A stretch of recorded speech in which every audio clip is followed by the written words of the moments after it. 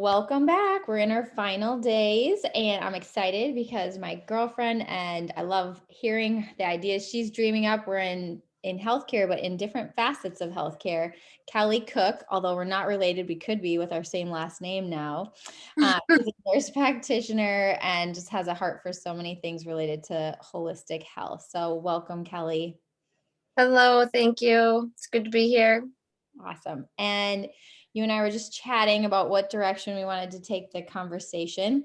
And you dropped some good things. We should have just been recording right then. But we'll start the conversation with kind of your awakening in 2013, if you want to tell us a bit about what happened for you around that time. Yes, as the preface here, I was a nurse for 6 years and then a nurse practitioner starting in 2011. So I've always really loved the physical body and helping people and myself feel well.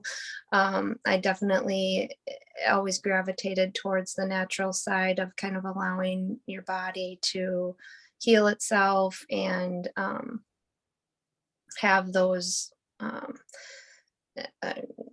modalities of healing be more natural. But yes, in 2000, so then from 2011 to 2013, working as a nurse practitioner, I, really saw that the medical teachings that I had in school and then the medical fields that I was working in, emergency medicine and inpatient hospital medicine, just really did not embrace the body and the your capability to know how to listen to your body.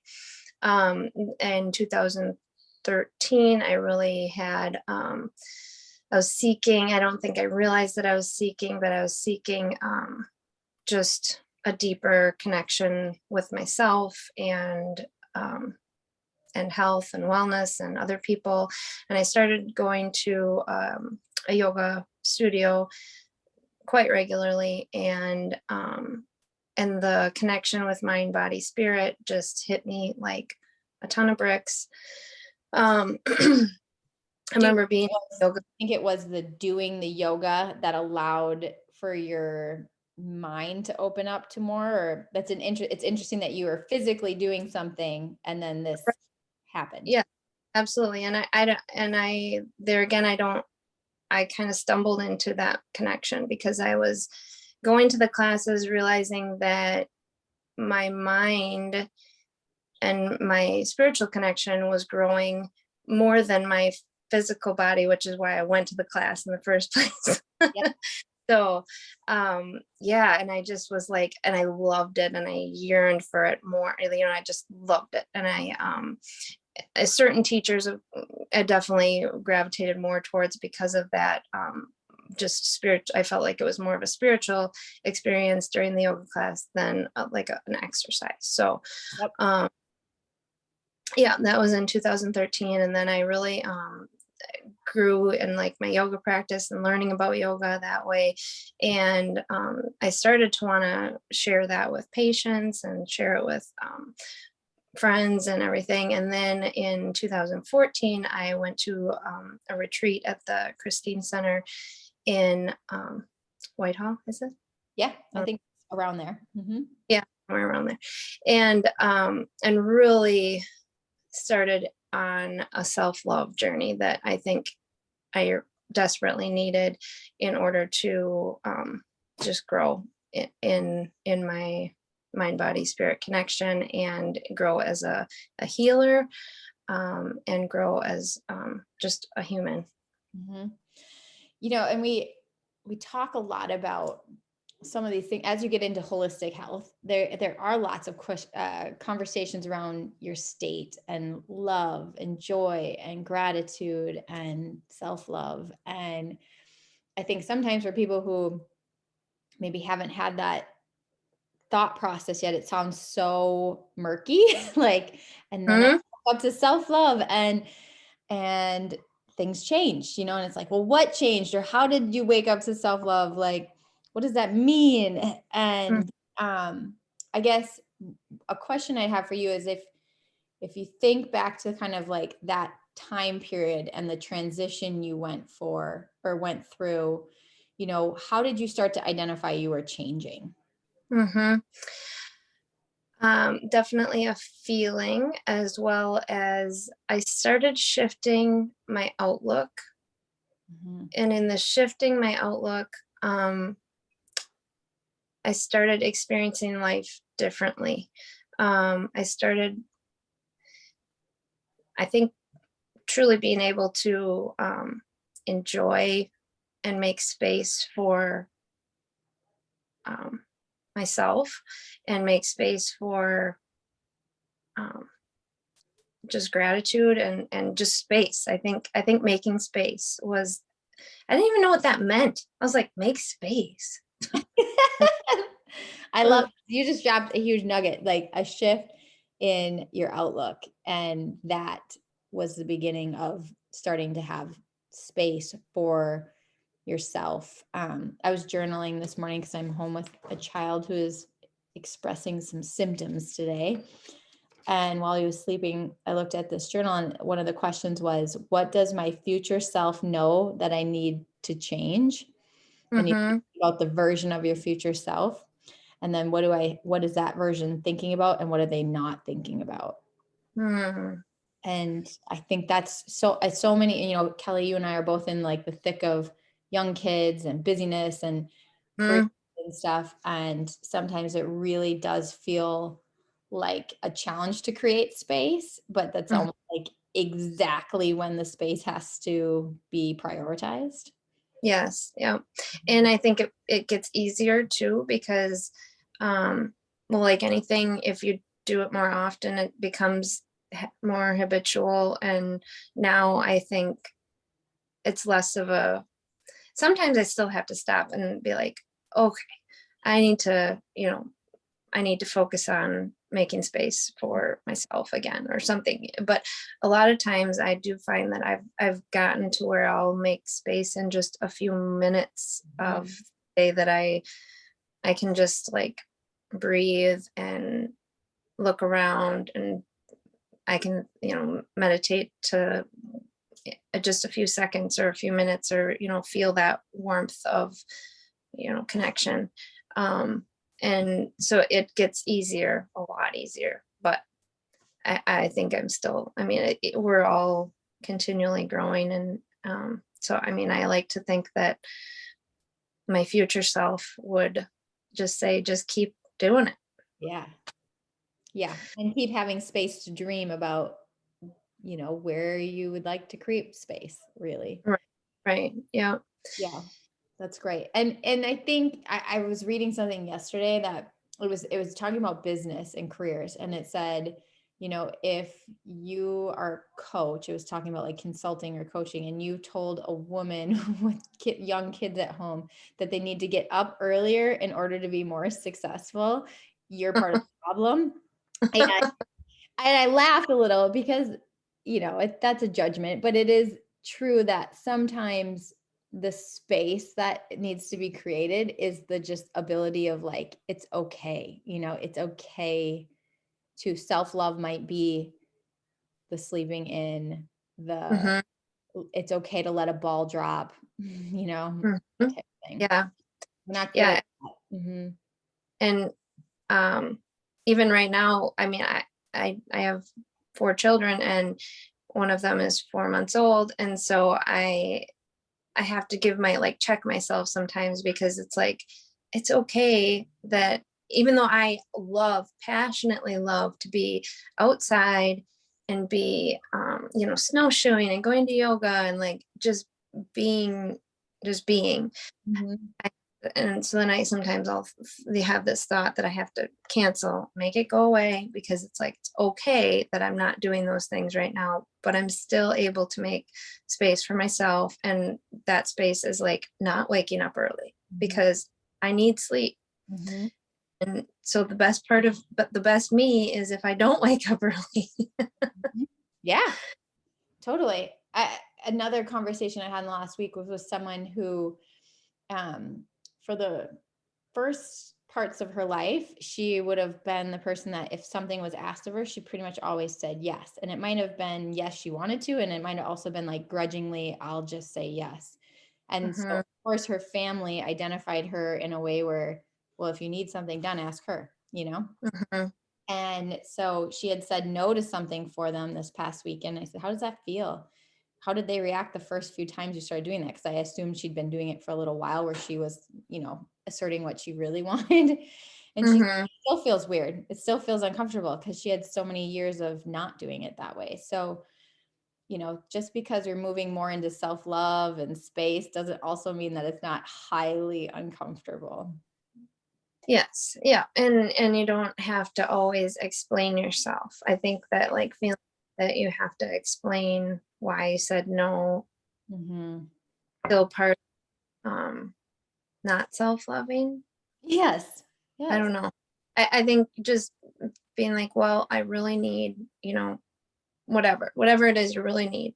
Mhm. And that's good. That's it's good to feel that you're making space for yourself. And I that's something that I've tried to tell patients too. And just kind of picking one thing and maybe not trying to pick everything, or maybe not trying to self-love in every single way, and just picking one thing that I feel like they can do and focus on that. And yeah. It's been a theme. Dr. Amanda talked about it some in her talk, which was like, you're using your voice can be an act of self-love, right? Hmm. And then for someone else, maybe knowing that you don't have to use your voice, you don't have to explain yourself. That may be an act of self-love. It depends on the situation, which is, again, we just go back to like wherever you are, there you are, like it's about you knowing yourself. And I think that I actually have struggled with sharing my voice because I have kind of always been in this I work as in a different world than maybe I um fully embrace, and so I haven't shared my voice as much as I could. Um, but now in the last probably 6 months, I have felt free to do that. I think I'm letting go of the barrier, or the feeling like I would be judged or less worthy in my profession Mhm. if I was, really speaking about mind, body, spirit connection, um, and just being really open with patients about that. So I've definitely shared that, and I don't I've let go of the fact that there are providers in my field who would see that as not a worthy discussion, or not something that I guess I so what, I Mhm. guess I let go of that, and it's more worthy. The time that you spend connecting with patients and connecting with people on any level has been valuable. Yeah, that's awesome. Connection. Okay, I didn't tell you I was going to ask you this question, but I know you can speak to it. If you could like snap your fingers and have a magical ball and create a version of what healthcare could look like in the future, what do you see? Hmm. I would see um, certainly more of certainly decentralized, definitely right off the bat. Taking out um, that control from government and insurance that dictates what can and can't be done or covered or said. I would definitely take that up. But also, just I would like to embrace and have people come to the realization that their body is able to heal itself, that if your mind and your spirit are also connected with the higher consciousness, that you have the the innate knowledge to heal. And the whole pharmaceutical world, and it could just go away. You can just go away. Yeah. For most parts, I right? hope I know that there are, you know, short-term things that might be short-term beneficial from a pharmaceutical standpoint. But Fair. yeah, Mhm. that would Yes, there's a just, renaissance then of people understanding that their body is self-healing. yes. I know you had, when we were talking before we started recording, you had mentioned the book Louise Hay, You Can Heal Your Life. And that was Mhm, a pivotal read for you. And what mhm, dropped in when you're talking about that is, there are a lot of people, so many of, I mean, all of us at various points will have things going on with our body where we seem like, okay, my physical body or my body is nudging me for something. It's telling me something. mhm, And I don't like what it's trying to express to me. So I'll use my example right now. My son is home and he's had diarrhea for 3 days. And I'm like, okay, his system's getting rid of something. So just need to let it run its course right now. But obviously we're watching what's happening. And then I'm asking myself on a deeper level, okay, what is it getting rid of? What is physically, did he eat something? Mentally, emotionally, there's been a lot of stress in our household. mhm, It's all the layers to it. And I think that's one part of this discussion is just the curiosity that needs to come back about an openness of like, well, my body is telling me something, and maybe I'm not aware of what it's trying to show me, because otherwise it wouldn't have to be like nudging me so hard. mhm. And so I think as healthcare maybe shifts in that direction, somehow there has to be an opening where we're willing to listen and get curious about what it's sharing with us if we're going to take the responsibilities on of being our own best doctor. Right. Yeah, and kids especially, tend to have a physical symptom when they're dealing with something. Mm-hmm. Um, I think adults appreciate that more than they appreciate it that an adult might have a physical symptom when they're going through something. It's like if you say that to a parent, well, do they have a tummy ache because of, or have they going through something, or, have they not slept well, or, this, that.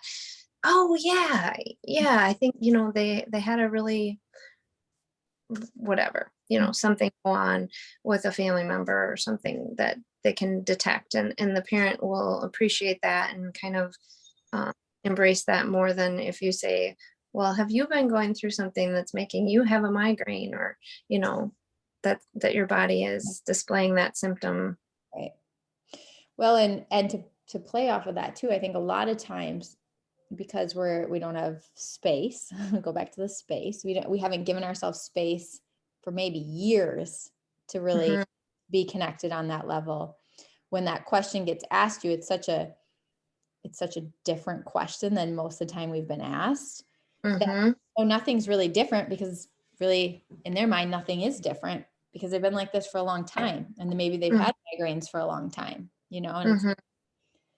it's so fascinating. I think it's like almost like a map so many times. If you could go back to when it first started and really see what was like physically going on, mentally, emotionally going on, spiritually going on around that person, Hmm. it would share a lot of information, whether that person really was aware of it or not. Right. Yep. I definitely, even a complaint of chest pain, or something like that, and I, if I sit down and say, is what's been going on, Mhm. recently? I mean, how are you sleeping? And, somebody might, I can think of many times say, well, my mom passed away and I'm dealing with cleaning out, her apartment, and, now we're dealing with whatever bills she had. And, um, okay, it's like, yeah, that's big stuff. And Mhm. even if it's not big stuff, it still can manifest in ways. Mm-hmm. Totally. Yeah. But it also is exciting. I do think there are more and more people open to connecting some of those dots. So that's Definitely. Yeah. heartening. Especially if you're willing to sit down and really talk about it and not just say, well, it's probably anxiety. Yeah. Here's a pill. Yeah, well, it might be anxiety, but it's way deeper than just Right. And anxiety. mm-hmm. Yeah. Yeah. Awesome. Is there anything else, if you were thinking about baby steps for people kind of wanting to connect more dots for themselves or wanting to work on giving themselves more space, like what would you Mhm. offer as a starting point? I think self-love is a really great starting point. And just doing something that you consider self-love is however you consider that to be, whatever's most comfortable. You don't have to do something that someone else considers how self-love. It's your self-love. And it just kind of, whether you decide to do that thing a little bit each day or one time a week or one time every other week, it's some the more often you do it, the more habitual it will become, the easier it'll become, and it'll definitely guarantee you, if you are doing things that help you feel self-love, even if it's just stopping yourself mid-thought Yeah. and saying, that's not serving me.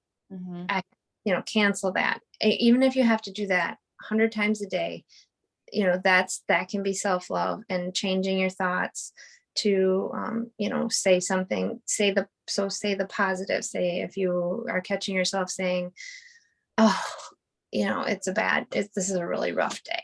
Well, then stop and say, I, you know, I'm appreciating, or, I love myself. I love that I can look outside and appreciate, the sunshine or something like that. Some little positive thought that um, turns it around. Totally. Love that. That's great. And where, if people wanted to find you, where could they reach out to find you? Hmm. I am.